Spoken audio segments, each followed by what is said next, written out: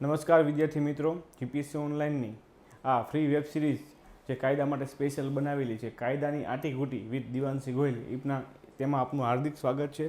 આજે આપણે બે અલગ અલગ કલમો જે આવેલી છે, જે મહત્ત્વની છે, એની વચ્ચે આપણે તફાવત સમજીશું.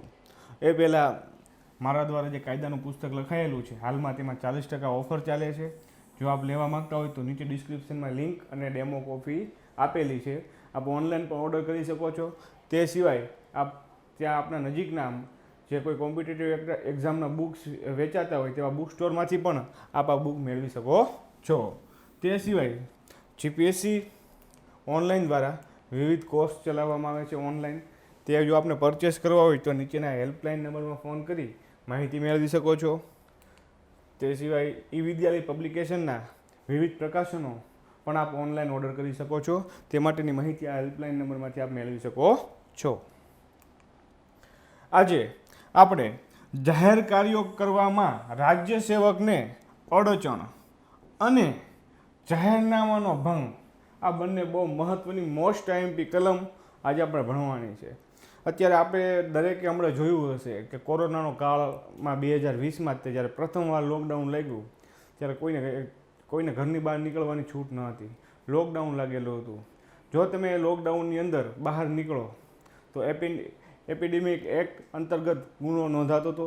તે સિવાય વિવિધ જિલ્લાઓમાં કલેક્ટરશ્રીઓએ 144 કલમ નંબર 144 અંતર્ગત CRPC કલમ નંબર 144 અંતર્ગત જાહેરનામા બહાર પાડ્યા હતા કે 5 કે તેથી વધુ વ્યક્તિઓને બહાર ન નીકળવું, આ ને તેમ. તો જાહેરનામાનો ભંગનો પણ ગુનો દાખલ થતો હતો. અને હાલમાં પણ હજી લગ્ન સમારંભમાં 100 માણસોની છૂટ આપે, 50 માણસોની છૂટ આપવામાં આવે છે, બરાબર, એવું જાહેરનામું બહાર પાડવામાં આવે છે. હવે જો કોરોનાની પરિસ્થિતિ વચ્ચે લગ્ન સમારંભમાં 200-300 માણસો ભેગા કરો તો એને જાહેરનામાનો ભંગ કહેવામાં આવે છે, બરાબર. તો એ બહુ મહત્ત્વની કલમ છે. એમાં કોરોના કાળમાં તો ખૂબ જ મહત્ત્વની કલમ થઈ પડી છે આ. એટલે આને આપણે ડીપમાં સમજશું. એક તો જાહેરનામાનો ભંગ અને બીજી કલમ શું છે, રાજ્ય સેવકને જાહેર કાર્ય કરતો અટકાવી અને અડચણ ઊભી કરવી. તો શરૂ કરીએ. હવે જે આઈએમપી કલમોનું લિસ્ટ એમાં આગ લખી નાખો. કલમ નંબર 186 જાહેર કાર્ય, બરાબર છે, સરકારી કામકાજ. જાહેર કાર્ય એટલે શું કે કોઈ પોલીસ સ્ટેશનનો પોલીસ અધિકારી છે, એ પોતાની ફિલ્ડમાં જે કાનૂન અને વ્યવસ્થા જાળવવાનું જે કામ કરે છે એનું જાહેર કાર્ય કહેવામાં આવે છે, સરકારી કામ કહેવામાં આવે છે. જાહેર કાર્ય કરતા રાજ્ય સેવકને અડચણ કરે એટલે શું ખબર છે, કામ ન કરવા દેવું, કોઈ પણ રીતે ધાક ધમકી આપી કોઈ પણ રીતે કામ ન કરીને કામ ન કરવા દેવું રાજ્ય સેવકને, એને અડચણ ઊભી કરી કહેવાય, બરોબર છે. તો એને સજા કેટલી આપે છે? 3 મહિના સુધીની કોઈ કેદ, સાદી અથવા સખત, અથવા 500 રૂપિયા સુધીનો દંડ. 500 રૂપિયા સુધીનો એટલે કેટલો કે 400 ન થઈ શકે, 300 ન થઈ શકે, 200 ન થઈ શકે, 500 ઉપર ના થઈ શકે. અને અથવા આ બંને શું 3 માસની કેદ અને 500 રૂપિયા સુધીનો દંડ બંને આપવામાં આવશે. ફરીથી એકવાર બહુ મહત્ત્વની કલમ છે, આઈએમપી કલમ છે અને બહુ સહેલી કલમ છે, એટલે વધારે આપણે ચર્ચા નથી કરતા. કલમ નંબર 186 જાહેર કાર્યો કરતા રાજ્ય સેવકને અડચણ કરવા બાબત. આ ક્યારે થાય ખબર છે? આ તમારા માટે આઈએમપી કલમ છે. તમે જ્યારે નોકરીએ લાગી જાઓ કે ક્લાર્કમાં કે કોન્સ્ટેબલમાં કે XYZમાં તમે, અને જ્યારે તમે કોઈ માની લો ઉદાહરણ તરીકે મામલતદાર ઓફિસમાં કોઈ ક્લાર્ક કોમ્પ્યુટર પર બેઠો બેઠો કામ કરે છે, 7/12ની નકલ કાઢે છે, બરાબર. હવે એમાં એક ભાઈ આવે છે કે ભાઈ આ 50 જણાની લાઈનમાં મારું નથી ઊભું રહેવું, તું મારી નકલ મારી વચ્ચેથી કાઢી દે. તો જે તમે ક્લાર્ક હોય એમ કે નહીં સાહેબ, નિયમ પ્રમાણે રહેવું પડશે, આગળ તમારી પહેલાં 50 જણા બેઠા છે, તમારો વારો 51મો છે. ઓલો કે એમ નહીં હાલે તો આ બધું બંધ કરાવું તને, હાલ તું ઊભો થાય એમ કરીને તમારો કોલર પકડી લે, તમને 1-2 ઝાપટ મારી લે, બરાબર, અને ઓફિસની બહાર કાઢે ક્લાર્કને પકડીને કોઈ વ્યક્તિએ માથા ભારે. તો તમને શું કર્યું છે? સરકારી કામ, જાહેર કામ, બરાબર. પોતે તમે રાજ્ય સેવક છો, ક્લાર્ક છો, બરાબર. એટલે જાહેર કામ કરતા રાજ્ય સેવકને શું કરી કહેવાય? અડચણ ઊભી કરી કહેવાય. સરકારના કામમાં અડચણ ઊભી કરી કહેવાય ભાઈ. એટલે તરત જ તે એની ઉપર કયો ગુનો નોંધાશે? 3 માસની કેદ અથવા 500 રૂપિયાનો દંડ અથવા બંને. સીધી જેમ જાહેર કાર્ય કરતા રાજ્ય સેવકને અડચણ કરો તો એ ખૂબ જ ગંભીર વસ્તુ છે. એવા જીબી છે, જે આપણે PGVCL છે, UGVCL છે, DGVCL છે, એના કર્મચારી કોઈ ગામમાં વીજ ચેકિંગ માટે ગયા છે અને વીજ ચેકિંગ વખતે, બરાબર, એ એમ કહે છે કે અમારે મીટર આપનું ચેક કરવું છે આપણા ઘરની અંદર આવી, બરાબર, કે આપ ડાયરેક્ટ લાઇટ નથી લેતા ને એમ, તો કોઈ એવું કે ભાઈ અમારા ઘરમાં તાર નહીં કરવાનું હાલ, બરાબર, એમ ના ચાલે. એને અંદર આવવા જ દેવો પડે, એને મીટર ચેક કરવા દેવો પડે, એનો અધિકાર છે, બરાબર. એ ટીમને તમે ના પાડી શકો નહીં. જો આવું એને રોકવામાં આવે, એને બહાર કાઢવામાં આવે એના ઘરની, બરાબર, તો તરત જ આ કેસ લાગુ પડી શકે છે. ઓકે, આ બહુ ઇઝી કલમ છે, પણ કલમ નંબર ખાસ યાદ રાખજો. આ પૂછાયેલું છે એકવાર અને પૂછાવા લાયક પણ છે, કારણ કે હાલમાં છે ને પોલીસ અને લોકો વચ્ચે અથડામણ વધી ગઈ છે કોરોનાના કારણે, માસ્ક બાબતે ને ફલાણી બાબતે, બરાબર. એટલે ખાસ આ કલમ મહત્વની છે. મને એવું દેખાય છે કે એએસઆઈ, પીએસઆઈ, કોન્સ્ટેબલ 3માંથી 1માં આ પૂછાશે એટલે. ઓકે, અને આ મોસ્ટ આઈએમપી, જે મોસ્ટ આઈએમપી કલમો જે હોય ને, જે એ લિસ્ટમાં લખી લેવાય. આ 100% આ કલમ પૂછવાની સંભાવના છે. કેમ જોઈએ આપણે. કલમ નંબર 188 રાજ્ય સેવકના રીતસર જાહેર કરેલા હુકમનું પાલન ન કરવા બાબત અથવા જાહેરનામાનો ભંગ. આ શબ્દ તમે બહુ સાંભળ્યો છે, બરાબર, કે કોરોના કાળમાં, બરાબર, લગ્ન સમારંભમાં, બરાબર, 500થી વધુ માણસો એકઠા કરી અને કોરોનાના જાહેરનામાનો ભંગ કર્યો અને પોલીસે આટલા માણસોની અટકાયત કરી. રાજસ્થાનમાં લોકડાઉન ચાલુ હતું, લગ્ન પર પ્રતિબંધ આવી ગયો હતો, છતાંય પરમિશન લીધા વગર એક વરાજો છે ને જાન લઈને લગ્ન કરવા ગયો, બરાબર, અને જાન હજી પહોંચી નહોતી એ પહેલાં તે વરાજાને પકડી લીધો પોલીસે, બરાબર. ક્યાંથી કે ભાઈ લગ્ન કરવા, કે લગ્ન ઉપર તો પ્રતિબંધ છે, તે કંઈ સ્પેશિયલ પરમિશન લીધી કે ના, તો ભાઈ કે લગ્ન કરવા પછી જે જાહેરનામાનો ભંગ કેસ દાખલ કરીને વરાજાને પહેલાં જેલમાં નાખી દીધો, બરાબર છે. એટલે જાહેરનામાનો ભંગ છે એ અત્યારે કોરોના કાળમાં આપણને ખાસ જોવા મળે છે, કારણ કે અત્યારે કલેક્ટર સતત જાહેરનામા બહાર પાડે છે. એટલે પણ આ પહેલાં ક્યારે આવા ભંગ થતા હતા કે જ્યારે ચૂંટણી ટાઈમ આવે ને ત્યારે કલેક્ટર જાહેરનામું બહાર કે કલમ નંબર ફલાણા અંતર્ગત હું જાહેરનામું બહાર પાડું છું કે આવું નહીં કરવાનું, 5થી વધારે લોકો નહીં ભેગું થવાનું, ફલાણું ઢીકણું. તો જ્યારે આવો જાહેરનામાનો ભંગ હોય ત્યારે વધારે તકલીફ પડે. એક ઉદાહરણ આપું તમને હું. જ્યારે ચૂંટણી નજીકમાં આવતી હોય ને તો મોટા જે સરઘસ અથવા વિરોધ પ્રદર્શન અથવા ક્યારેક હુલ્લડ થયા હોય એ આજુબાજુના જે સમયગાળામાં કલેક્ટર છે ને જે જાહેરનામું બહાર પાડી દે કે વધારે લોકોને ભેગા થવું નહીં. હવે એ ગાળામાં તમે માની લો કોઈ પ્રદર્શન કરો છો પરમિશન વગર, તો તમે શું કર્યું કહેવાય? જાહેરનામાનો ભંગ કર્યો કહેવાય. એક બીજી વાત કહું, એક કેસ મારા ધ્યાનમાં આવેલો. એ કેસમાં એવું હતું કે અલગ અલગ જ્ઞાતિના 2 વ્યક્તિઓ હતા અને બેનો જે શેઢો છે ખેતરનો જે વચ્ચેની પાળી એક હતી અને શેઢા બાબતે કંઈક લપ થઈ 2 ખેડૂતોની. તો એમાં એક ખેડૂત જે છે એને કુવાડા વડે બીજા ખેડૂતને માર્યું અને એ કુવાડો પગમાં માર્યો હતો. પગમાં માર્યો એટલે એને પગ ભાંગી ગયો હતો. પછી એને દાખલ કર્યો. પછી એની ઉપર જેને કહેવાય ને કે ભાઈ મહાવ્યથાની કલમ લાગીને બીજી બધી કલમો લાગીને, બરાબર. પછી કેસ ટ્રાયલમાં આવ્યો. કેસ ટ્રાયલમાં આવ્યો ને એટલે સરકારી વકીલે જે પીડિત હતો, જેને કુવાડી મારી હતી એ વ્યક્તિ, એના તરફથી સરકારી વકીલ કેસ લડતો હતો. તો સરકારી વકીલે એ કીધું કે સાહેબ આજથી 6 મહિના પહેલાં જ્યારે આ ઘટના બની કે નહીં ત્યારે કલેક્ટરશ્રીએ, બરાબર, કલમ નંબર 144 અંતર્ગત જાહેરનામું આખા ભાવનગર જિલ્લામાં બહાર પાડેલું હતું. અને જાહેરનામાની અંતર્ગત એવું લખેલું હતું કે કોઈ વ્યક્તિઓએ તીક્ષ્ણ હથિયારો લઈ, બરાબર છે, જેને કહેવાય કે બહાર ન નીકળવું, 5થી વધારે લોકોને ભેગું ન થવું, બરાબર. પછી જે લોકો શસ્ત્ર ધારકો લાયસન્સવાળા છે એ લોકોએ પોતાના શસ્ત્રો પોલીસ સ્ટેશનમાં જમા કરાવવા. અને એ જાહેરનામાની જે મુદત હતી 28 દિવસની હતી અને એ 28 દિવસમાં સાહેબ આ ઘટના એ જિલ્લામાં બનેલી. પણ જે તે સમયે પોલીસે આ કલમ જાહેરનામાના ભંગની એડ નથી કરી. તો આપ સાહેબ નામદાર કોર્ટને વિનંતી છે કે આપ આ કલમ એડ કરો. તો કોર્ટે એ વાત સ્વીકારી. ભલે એ ટાઈમે પોલીસ ભૂલી ગઈ હતી કે આ જાહેરનામું આખા જિલ્લામાં ચાલુ છે અને આ જે માર્યો છે તેમાં જાહેરનામામાં લખેલું છે કે હથિયારો કોઈ લઈને રખડવું નહીં.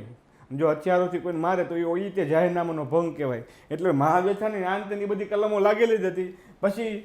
પછીથી એક જાહેરનામા ભંગની કલમ ઉમેરવામાં આવી એ કેસમાં, બરાબર. એટલે જ્યારે કલેક્ટરશ્રી અને મોટા જે મેટ્રોપોલિટન સિટી હોય છે, કમિશનરેટ એરિયા હોય છે, ત્યાં પોલીસ કમિશનરને પણ જાહેરનામું બહાર પાડવાની સત્તા હોય છે. જિલ્લામાં જિલ્લા મેજિસ્ટ્રેટ મોટે ભાગે જાહેરનામું બહાર પાડે છે. અને જ્યારે કોઈ કમિશનરેટ એટલે કે રાજકોટ, અમદાવાદ, વડોદરા અને સુરત આ 4 શહેરોમાં પોલીસ કમિશનર કામ કરતા હોય છે અને એને પોતાનું જાહેરનામું બહાર પાડવાની સત્તા હોય છે. એટલે જ્યારે પોતાની સત્તારૂએ કોઈ જાહેરનામું બહાર પાડ્યું હોય, જાહેરનામું ક્યારે બહાર પાડવામાં? ખાસ કિસ્સાઓમાં બહાર પાડવામાં. ચૂંટણી આવતી હોય, સંવેદનશીલ કોઈ ઘટના બની હોય, તોફાનો થયા હોય, આવી કોરોના જેવી મહામારી આવી હોય, કોઈ પૂર વાવાઝોડું આવ્યું હોય ત્યારે જાહેરનામું બહાર પાડવામાં આવે છે. હમણાં તોપતે વાવાઝોડું આવ્યું જ્યારે ત્યારે બોટાદ કલેક્ટરે જાહેરનામું બહાર પાડ્યું હતું કે વાવાઝોડાના દિવસે સવારે 8થી અને બપોરે 12 વાગ્યા સુધી કોઈએ ઘરની બહાર નીકળવું નહીં, 5થી વધુ વ્યક્તિઓને ભેગા થવું નહીં કામ સિવાય. આ કોઈ કલમ નંબર 144 અંતર્ગત જાહેરનામું બહાર પાડ્યું હતું. એ ટાઈમમાં ખોટા કોઈ પાનમાં ખાવા બહાર રખડતા હોય તો પછી જાહેરનામાનો ભંગ કહેવાય. બરોબર છે. એટલે શું છે કે રાજ્ય સેવાય કે રીતસર જાહેર કરેલા હુકમનું પાલન ન કરવું, જાહેરનામાનો ભંગ કરવો, આ એની વસ્તુ કહેવામાં આવે છે.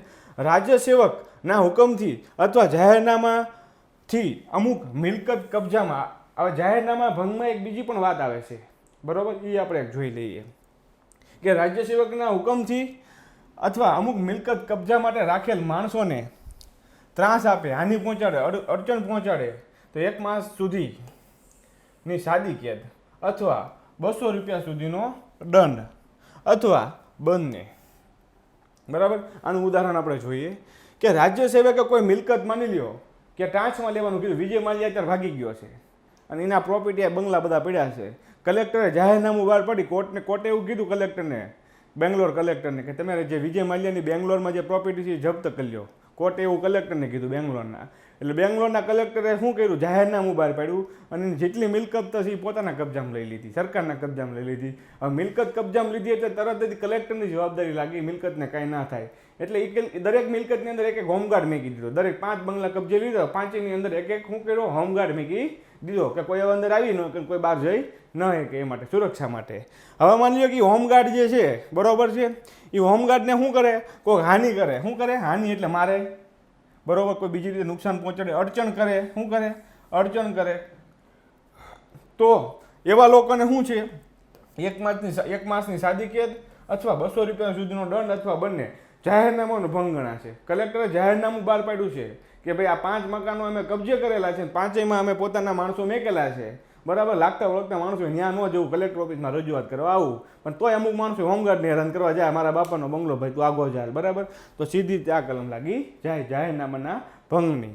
ઓકે, રાજ્ય સેવકે હુકમથી અથવા જાહેરનામાથી અમુક કૃત્ય ન કરવા જણાવેલ હોય છતાંય જાહેરનામાનો ભંગ કરી તે કૃત્ય કરે તો. મેં વાત કરી એમ કે વાવાઝોડું આવવાનું હતું, બોટાદ કલેક્ટરે જાહેરનામું બહાર પાડી કીધું હતું કે તોપતે છે એ બોટાદની અંદર 8 વાગે પ્રવેશવાનું છે સવારે. તો સવારે 8થી બપોરે 1 વાગ્યા સુધી કોઈએ બહાર નીકળવું નહીં કામ સિવાય. બરોબર છે, આવશ્યક સંજોગો સિવાય એવું કીધું છે. બરોબર છે, તોય કોક નીકળે લોટ દળાવવા કે ભાઈ એક દીધું ભૂખો રહેત કે મરી થોડો જવાનું હોયો જાય હા ઉપર દળાવવાના બાને. બરોબર, એટલે કલેક્ટરે કીધું કોઈ બહાર ન નીકળવું, તોય હારો ઓલો આટા મારવા પાનમાં ખાવા નીકળે. બરોબર છે, જે કૃત્ય ના કરવા કીધું છે એ જ કૃત્ય કરે. કલેક્ટરે એવું કીધું છે ચૂંટણી આવે કોઈ હથિયારો ના રાખવા, જેને લાયસન્સધારી હથિયારો છે એ બધા જમા કરે છે, છતાંય તો કોક પાસે રિવોલ્વર ટીંગાડીને બુલેટ લઈને નીકળે ચૂંટણી દિવસે. તો પછી શું કર્યું કહેવાય, એને જાહેરનામાનો ભંગ કર્યો કહેવાય. આ કૃત્ય કરવાની દી ટાઈમમાં એને ના પાડી હતી કલેક્ટરે, તોય પાછો તમે લઈને નીકળી ગયા છો, તો શું કહેવાય, જાહેરનામાનો ભંગ કહેવામાં આવે છે. બરાબર છે. હવે જો ખાલી રાજ્ય સેવકે જો કોઈ મિલકત માટે કોઈ વ્યક્તિને નિયમો હોય, બરાબર, સરખેવાળી માટે, અને એમાં જો કંઈ ભંગ થાય તો આ સજા છે. પણ રાજ્ય સેવકે કોઈ કૃત્ય કરવાની ના પાડી હોય, બરાબર છે, કેમ રિવોલ્વર રાખવાની ના પડી છે, હાલમાં ચૂંટણી આવે છે, દરેકે પોલીસ સ્ટેશનમાં જમા કરાવી જેવી, છતાંય તમે જમા નથી કરાવતા, બુલેટ લઈને ગામમાં ફરો છો, બરાબર, રિવોલ્વર લઈને, તો એ શું કર્યું કહેવાય, તેની વાત ના માની કહેવાય. એની માટે કેટલી છે, 6 મહિના સુધીની કેદ.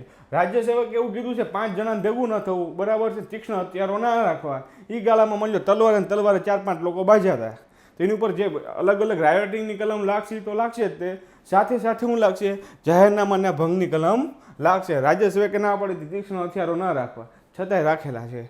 તો એમાં 6 માસ સુધીની કેદ અથવા 1000 સુધીનો દંડ અથવા બંને. ઉદાહરણ જોઈએ આપણે, તમને વધારે સમજાશે. આ પહેલું ઉદાહરણ મેં તમને જે કીધું હતું કે પહેલી વાત લાગુ પડે એમાં કે ભાઈ સરકારે હુકમ કરી રમેશ નામના વ્યક્તિની મિલકત જપ્ત કરી છે.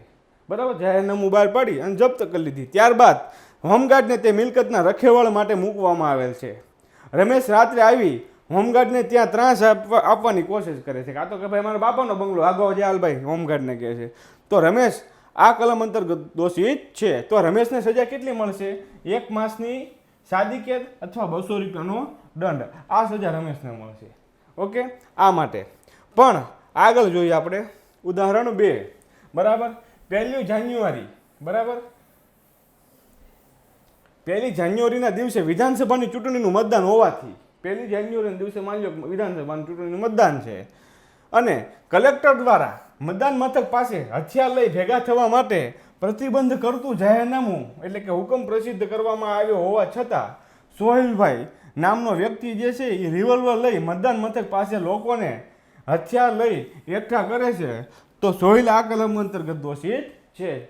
ચૂંટણી આવે છે ભાઈ, 1 તારીખે મતદાન છે, ચોખ્ખી ના પડી છે જાહેરનામાથી કલેક્ટર કોઈ તીક્ષ્ણ હથિયારો સાથે, બરોબર, અથવા કોઈ બીજા પ્રાણઘાત હથિયારો સાથે મતદાન મથક પાસે આવવું નહીં. છતાંય જો સોહેલ પોતે હથિયાર લઈ રિવોલ્વર લઈને બીજા બધાને હથિયારો લઈને ભેગા કરે છે, તો સૌથી પહેલાં ને જાહેરનામાનો ભંગ કર્યો કહેવાય. બરાબર છે.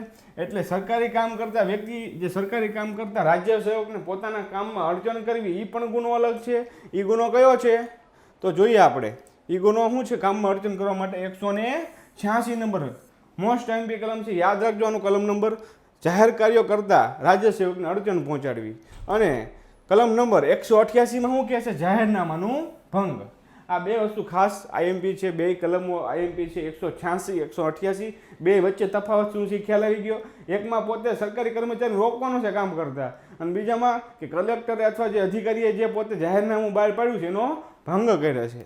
ઓકે, તો હવે આપણે જે બહુ મહત્વના ક્વેશ્ચન પૂછી ગયેલા છે એનું આપણે નોંધ લઈએ. એએસઆઈમાં ભાઈ કેવા પ્રશ્ન પૂછાય? ભાવિ એએસઆઈઓ જોઈ લો, 2015માં પૂછાણો હતા કે આઈપીસીની કઈ કલમ મુજબ સરકારી કર્મચારીને ફરજમાં રૂકાવટ બદલ શિક્ષાની જોગવાઈ છે? ફરજમાં રૂકાવટ એટલે અડચણ. શું? અડચણ કરવી, રૂકાવટ કરવી, ખલેલ કરવી, આ બધા શબ્દ એક જ છે ભાઈ. તો બોલો કઈ કલમ અંતર્ગત? 186. સક્ષમ અધિકારી ના હુકમના અનાદર. સક્ષમ અધિકારી એટલે કોણ? કે જેને સત્તા છે એ, બરોબર છે. કોઈ પટ્ટાવાળો જાહેરનામું બહાર ન પાડી શકે. જે તે સમયે જાહેરનામું બહાર પાડવાની સત્તા કોને હતી? કે પહેલાં ડેપ્યુટી કલેક્ટર નથી, પછી સરકારે કોને સક્ષમ અધિકારી બનાવ્યો? કલેક્ટરને બનાવ્યો, બરોબર. એ રીતે જાહેરનામું બહાર પાડવાની સત્તા સરકાર નક્કી કરે કે કોને કરવી, એ માટે સક્ષમ અધિકારી નક્કી કરે. અત્યારે કલેક્ટર છે મોટે ભાગે, બરાબર. તો કે સક્ષમ અધિકારી ના હુકમનો અનાદર કરવો. શું કરવો? અનાદર કરવો એટલે ભંગ કરવો. બરાબર. કરવાની શિક્ષા શું છે? કઈ કલમમાં આપેલી છે? PSI 2015માં આવો પ્રશ્ન પૂછાણો હતો. બરાબર છે. સક્ષમ અધિકારીના હુકમના અનાદર કરવાની શિક્ષા, જાહેરનામાની ભંગની શિક્ષા. બરાબર છે. બોલો 188, 186 અને 188 બહુ મહત્વની કલમ છે. એકવાર એએસઆઈમાં પૂછાઈ ગયેલી, એક PSIમાં પૂછાઈ ગયેલી છે, અને મેં ખાલી 2 જ લીધી છે, અગાઉ છે ખરી. બરાબર. અને બહુ આઈએમપી કલમો છે, એટલે ખાસ જોવું તમારે. તો છેલ્લે ખાસ કહી દઉં કે અત્યારે 40% ઓફ ચાલે છે, એનો ખાસ આપણે લાભ લેવો અને આ વિડીયોને વધુને વધુ શેર કરવા વિનંતી. નમસ્તે, જય Bharat, thank you very much.